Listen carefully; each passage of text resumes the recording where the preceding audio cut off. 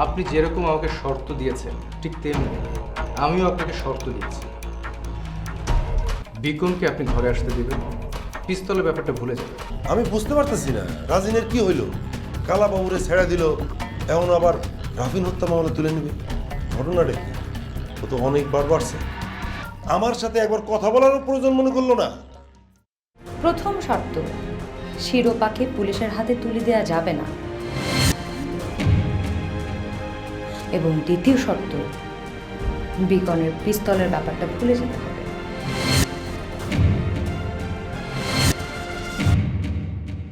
তুমি এত কিছু জানলা কিভাবে? তুমি কি ফোনে ওগো সব কথা শুনছো? ফোনে ওদের সব কথা আমি শুনেছি। ও, ভালোই হয়েছে। তুমি যে মাঝে মাঝে মানুষের কথা আড়ি পেতে শোনো না, এটা কাজে লাগে।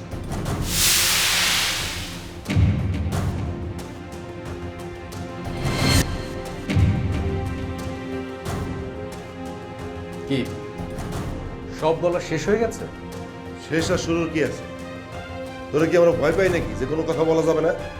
না, ভয় পাওয়ার কি আছে? সব কথা যে সবসময় সত্য হবে সেটা তো নাও হতে পারে। রিমু তো নিজের গানে শুনছে, তারপরে তুই বলবি যে মিথ্যা? শোনা কথাও সবসময় সত্য হয় না।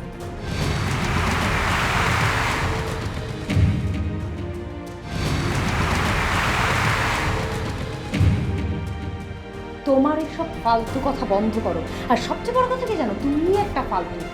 তুমি টাকার জন্য মির্জা কামালের পেছনে কুকুরের মতো ঘুরছো।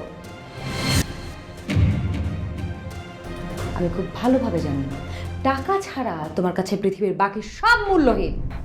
ভাবি, আমি আপনাকে রেসপেক্ট করি, কিন্তু তার মানে এই নয় যে আমি আপনার কথার প্রতিবাদ করব না।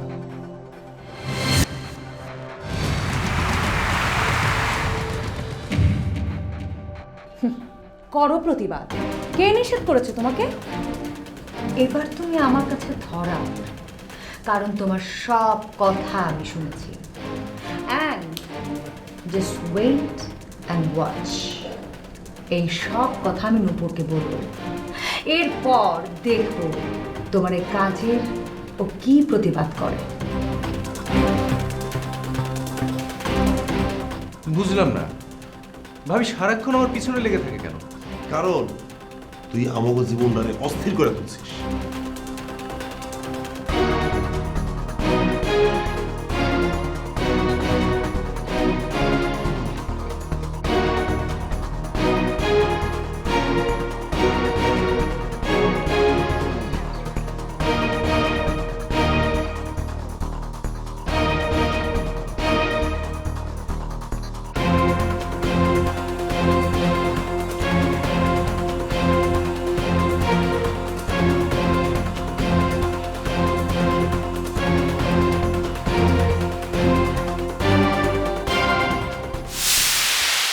নূপুর,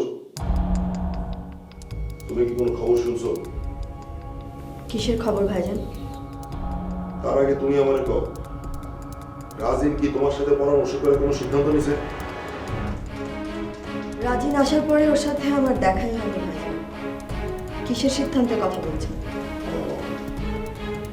তার মানে এটা রাজিনের একা সিদ্ধান্ত। কি সিদ্ধান্ত নিয়েছে রাজিন? থাক, তোমার শোনার কোনো দরকার নাই। শুনলে তো তুমি কষ্ট পাইবা।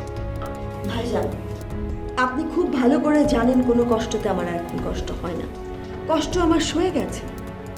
যে কোনো কিছুই আমাকে আর কষ্ট দিতে পারে না।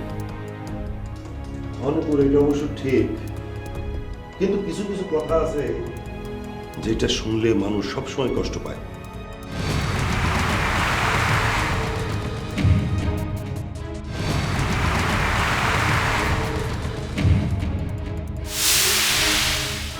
আপনি বললেন ভাইজান, যত কষ্টই হোক আমি শুনবো। রাজিন মির্জা কামালের সাথে আবার সমঝোতা যাইতেছে।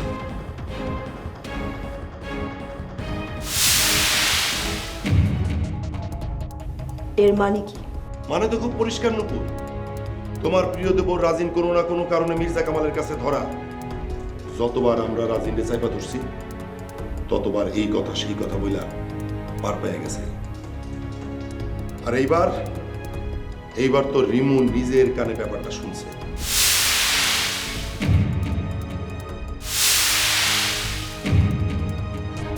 ভাবি কোথায় ভাইজান?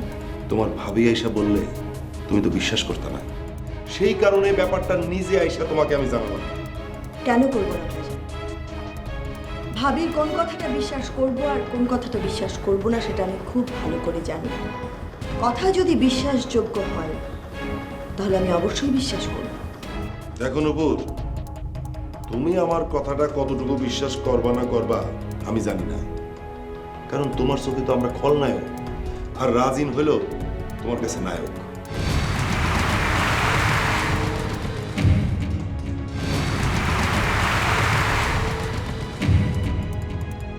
এসব কি বলছেন আপনি?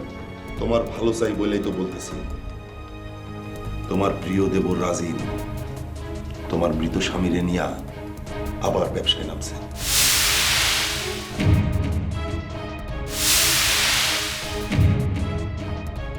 এসব কি বলছেন ভাইজান? হনপুর রাজিন মির্জা কামালরে ফোনে কইতেছিল যে রাফির হত্যা মামলাটা সে তুলে নিবে।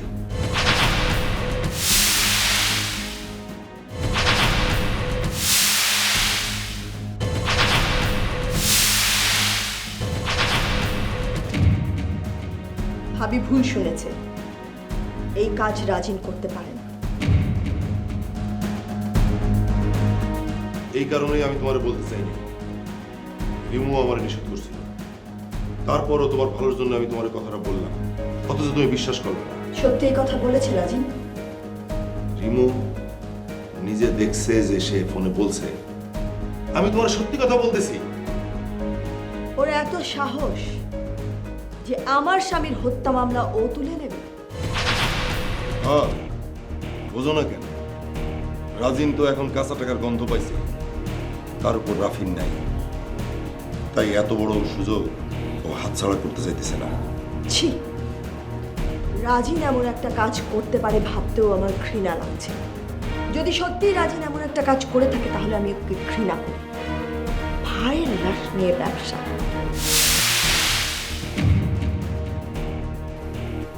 ছি ছি ছি। ওই বেঈমানটা এখন কোথায় ভাইজান? কেন, ওরে তুমি কি করবা?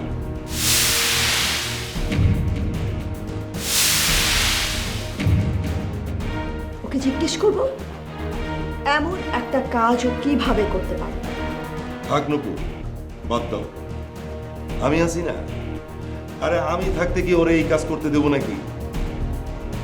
আমি শুধু ভাবলাম যে তুমি আবার অনুমতি দিলা কিনা, কারণ রাফিন তো তোমার স্বামী। রাফিন হত্যা যদি আমি ভুলতে পারতাম তাহলে আমি এই বাড়িতে কেন পড়ে আছি? রাজিন কোথায় ভেজা? জানি না কই আছে, হয়তো বাসায় আছে। ঠিক আছে, আমি খুঁজে নিচ্ছি।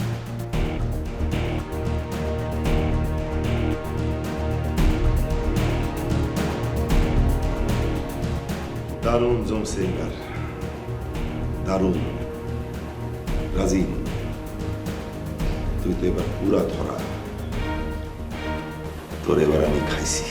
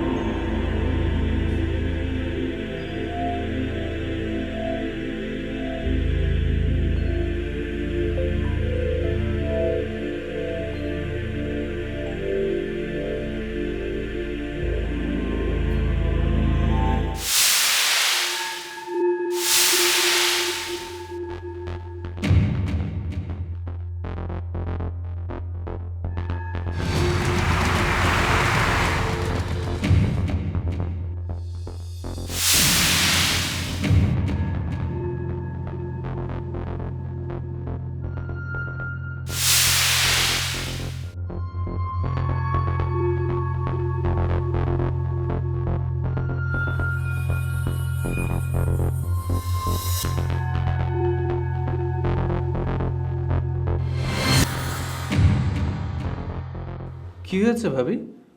কি হয়েছে তুমি বুঝতে পারছো না? না বললে কি করে বুঝবো? আমি কি বলতে এসেছি তুমি বুঝতে পারছো না? শোনো ভাবি, তুমি যা শুনেছো কথাটা কিন্তু ঠিক না। মানে বড় ভাবি শুধু শুনেছে যে আমি তার সঙ্গে কথা বলেছি, মানে কি কথা বলেছি, কি উদ্দেশ্যে সেটা তো সে জানে না। বড় ভাবি কথাটা কেন বলেছে আমি জানি না, কিন্তু কি উদ্দেশ্যে বলেছে সেটা তুমি আমাকে বলো।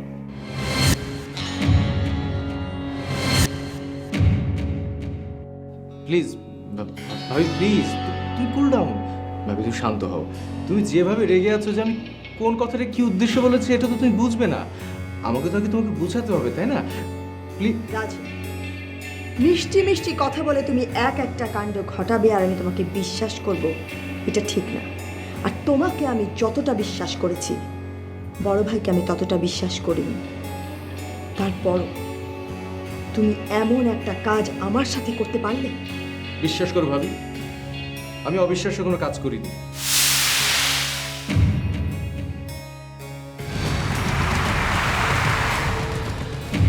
তাহলে বলছো না কেন? তাহলে বলছো না কেন? তোমার এত কিসের কথা? মির্জা কামালের সাথে কি সম্পর্ক পাতিয়েছো তুমি? মির্জা কামালের সাথে আমার সম্পর্ক? ভাবি, ভাবি বড় ভাবি তোমাকে সব কথা বানিয়ে বলেছে। এত কথা তো দরকার নেই। মির্জা কামালের সাথে ফোনে কথা হয়েছে কিনা তুই সেটা বল।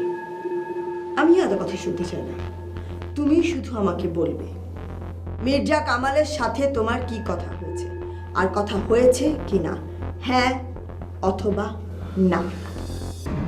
না মানে ভাবি, মির্জা কামালের সাথে আমার ফোনে কথা হয়েছে। তুমি বলেছো রাফিন হত্যা মামলা তুমি তুলে নেবে, কি ভুল বলেছি?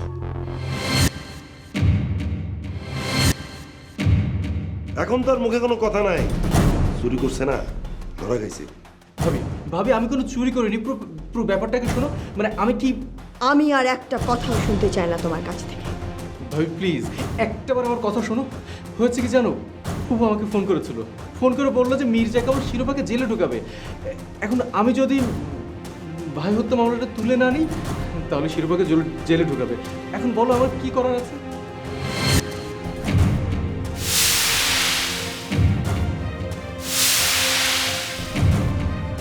ওনার মেয়ে, উনি জেলে দিক, খুন করুক, তাতে তোমার কি? তুমি ভুলে গেছো রাফিনকে উনি হত্যা করিয়েছেন। কই মির্জা কামাল আমার ভাইরে খুন করলো, তখন তো ফুপুর কোনো প্রতিক্রিয়া আমরা পাই নাই। এই তার জন্য তাকে জন্য তোর এত ভালোবাসা কি কারণে? তুই কি ভাবছিস আমি কিছু জানি না? রাজিন, আমি সব জানি, সব বুঝি। তুই তো আমার মরা ভাইরে নিয়ে মির্জা কামালের সাথে ব্যবসায় নামছস। টাকা ইনকাম করার ধান্দা।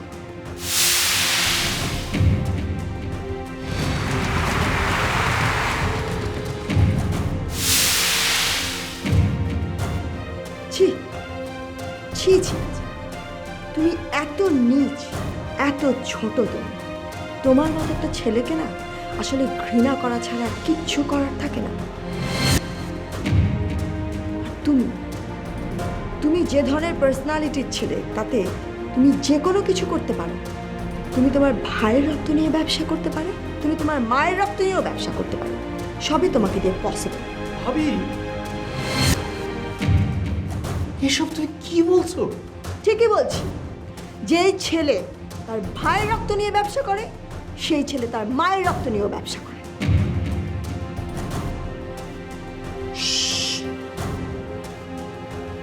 নুপুর যা যা কইছে না একদম ঠিক কইছে। তুই তাই তার চাইতো না। সে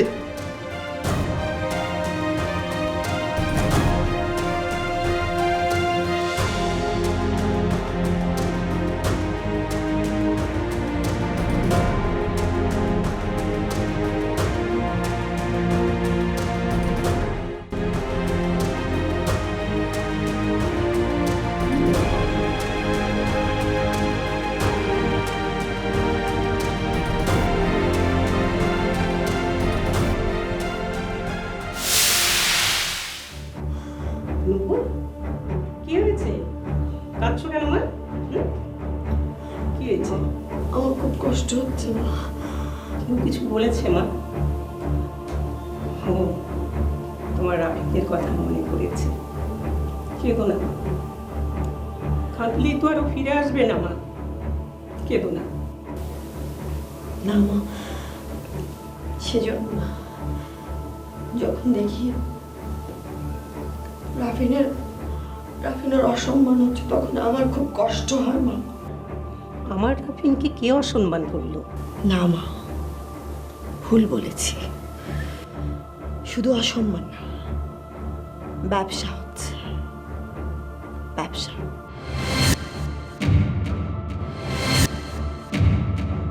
ব্যবসা? হ্যাঁ মা, ব্যবসা, কোটি টাকার ব্যবসা।